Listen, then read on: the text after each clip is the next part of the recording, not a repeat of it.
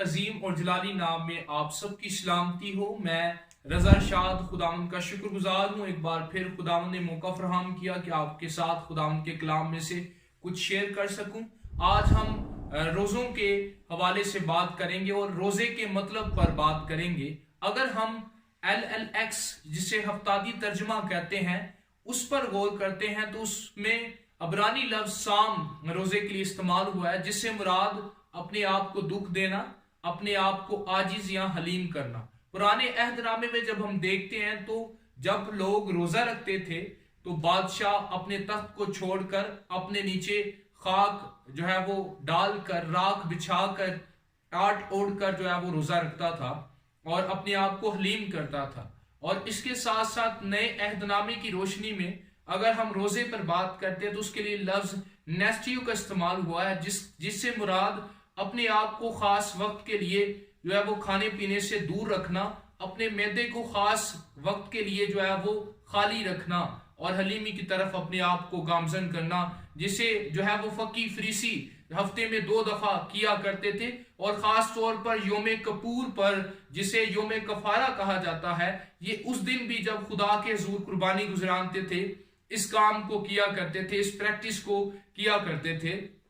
لیکن میں آج آپ کو ایک زبردست مطلب سے جو ہے وہ آگاہ کرنا چاہتا ہوں۔ روزہ صرف مقاصد کو لے کر نہیں رکھا جاتا تھا، یا کسی خاص اپنے ذاتی مفاد کی بنا پر روزہ نہیں رکھا جاتا تھا، بلکہ روزے کا مقصد یہ بھی ہوا کرتا تھا کہ خدا ہمیں گائیڈ کرے، خدا ہم سے بات کرے، خدا ہمیں ڈائریکشنز پرووائڈ کرے جنگ میں جانے سے پہلے اور دیگر طرح سے جو ہے وہ مشکل حالات کے نتیجے میں۔ روزہ رکھنے کی وجہ یہ ہوا کرتی تھی کہ خدا ہمیں گائیڈ کرے۔ اس کی جو ہے وہ واضح بیان ہمیں جو ہے وہ پرانے عہد نامے میں ملتا ہے۔ آج ہم نے روزے کو صرف جو ہے وہ مقصد کی حد تک جو ہے وہ محدود کر دیا ہے، لیکن میں عزیزو آپ کو انکرج کرتا ہوں کہ ہمیں اس سے ایک سٹیپ آگے بڑھنے کی ضرورت ہے۔ اور مقصد کی حد تک ہم نے روزے کو اس لیے محدود کر دیا ہے کیونکہ اس میں ہمارے بہت سارے جسمانی مقاصد اور بہت ساری جو ہے وہ ذاتیات شامل ہوتی ہیں۔ لیکن اگر ہم متی کی انجیل اس کے 4 باب کی 1 تا 2 آیت پر غور کرتے ہیں یسوع مسیح کے روزے پر، تو ہمیں زبردست جو ہے وہ لیسن مہیا ہوتا ہے۔ اور لکھا ہے کہ اس وقت روح یسوع کو جنگل میں لے گیا تاکہ ابلیس سے آزمایا جائے، اور 40 دن اور 40 رات فاقہ کر کے آخر کو اسے بھوک لگی۔ ہمیں یہاں پر واضح بیان ملتا ہے یسوع مسیح اپنی منسٹری سے پہلے جو ہے وہ خدمت کی تیاری سے پہلے اپنے آپ کو دعا اور روزے میں رکھے ہوئے ہیں، اور ان کی آزمائش ہوئی ہے۔ اور آزمائش تب ہوئی ہے جب وہ پورے طور پر جو ہے وہ دنیا داری سے الگ ہو کر اپنے باپ کے ساتھ روح القدس کی رہنمائی میں جو ہے وہ آئسولیشن میں جو ہے وہ زندگی بسر کر رہے تھے۔ اور اس وقت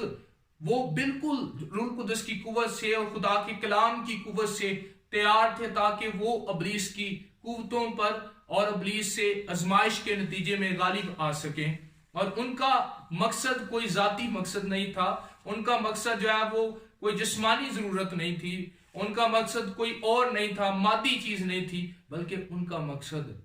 خدا سے جو ہے وہ اپنی خدمت کی تیاری کو حاصل کرنا تھا، اپنی خدمت کے لیے اکوپڈ ہونا تھا۔ اور اس روزے کے دوران انہوں نے جو ہے وہ 40 دن کے فاقے کے نتیجے میں اپنے آپ کو اکوپڈ کیا۔ اور پھر جب ان کے سامنے آزمائش آئی تو ابلیس نے مختلف طرح سے انہیں آزمایا، مختلف طرح سے انہیں جو ہے وہ ٹیمپٹیشن میں ڈالا، لیکن ابلیس نے جو ہے وہ مختلف طرح سے ان کے سامنے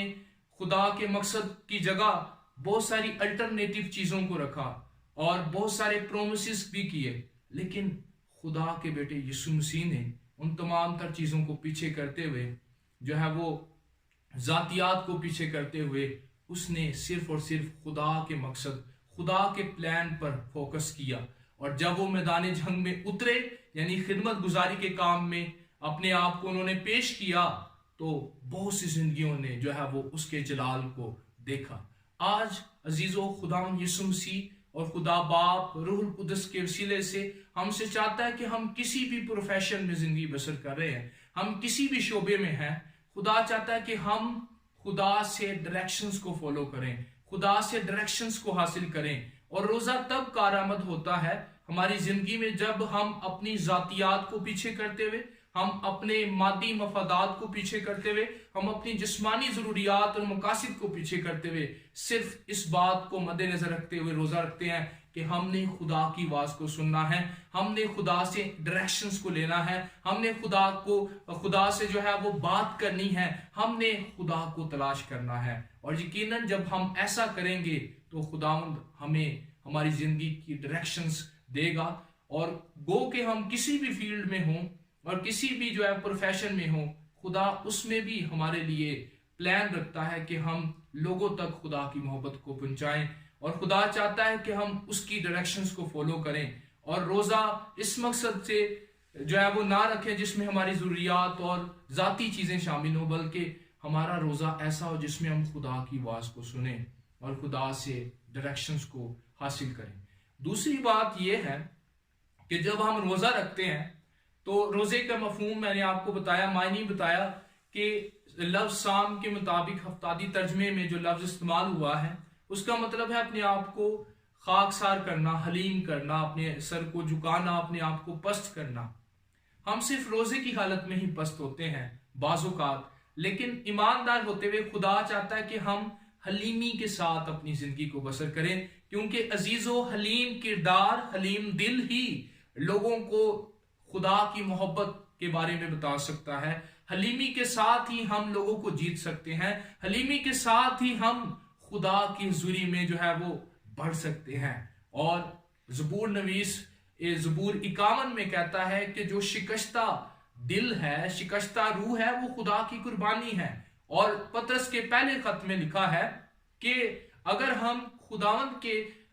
کبھی ہاتھ کے نیچے فروتنی سے رہتے ہیں تو خداوند ہمیں وقت پر سرفراز کرتا ہے۔ اور حلیمی کا اگر ہم ثبوت دیکھیں تو نینوا کے لوگ دیکھیں، بے شک وہ غیر قوم کے لوگ تھے، لیکن انہوں نے حلیمی کے ساتھ اپنے آپ کو پست کیا، اور بادشاہ سے لے کر جانور تک نے روزہ رکھا، انہوں نے ٹار ٹوڑا اور خدا کو یاد کیا، اور کیا ہوا کہ خدا نے ان پر مہربانی کو جاری کیا، خدا نے رحم کیا اور انہیں جو ہے وہ غضب سے جو ہے وہ بچا لیا گیا۔ لیکن خداوند چاہتا ہے کہ ہم حلیمی کے لیے اپنے آپ کو روزے کی حالت میں رکھیں کہ خداوند مجھے حلیم بنا، میں تیری حضوری میں حلیم بننا چاہتی ہوں، میں تیری حضوری میں حلیم بننا چاہتا ہوں۔ روزہ جو ہے وہ ایک زبردست حالت ہے جس میں ہم زبردست طریقے سے خدا کو تلاش کرتے ہیں۔ روزے کے اندر ہم جو ہے زبردست طریقے سے اس بات کا اقرار کر سکتے ہیں کہ خداوند تو میرے روزمرہ کی ضروریات اور مادی چیزوں سے بڑھ کر میری زندگی میں اہمیت رکھتا ہے۔ اور آج اس لینڈ سیزن میں ان روزوں کے ایام میں خدا چاہتا ہے کہ ہم اس مقصد کے تحت روزہ رکھیں کہ ہم اس کی ڈائریکشنز کو فالو کریں، ہم اس مقصد کے تحت روزہ رکھیں کہ ہم اس سے بات کریں، ہم اس مقصد کے تحت روزہ رکھیں کہ وہ ہمیں ڈائریکٹ کرے، ہم اس مقصد کے تحت روزہ رکھیں کہ ہم اس روزے کے ذریعہ سے خدا سے اپنے مقصد کو حاصل کریں اور اس مقصد کو جو ہے وہ پورا کرنے کی طرف گامزن ہوں۔ عزیزو، آج وقت ہے کہ ہم ایک قدم آگے بڑھیں، اپنی ذاتی ضروریات کو پیچھے کرتے ہوئے اپنے خدا کو پریورٹی دیتے ہوئے اس سے اپنی زندگی کے لیے مقصد کو فاؤنڈ کریں۔ خداوند آپ سب کو اس میسج کے ذریعے سے برکت دے۔ اگلی ویڈیو میں آپ سے ملاقات ہوگی۔ God bless you all.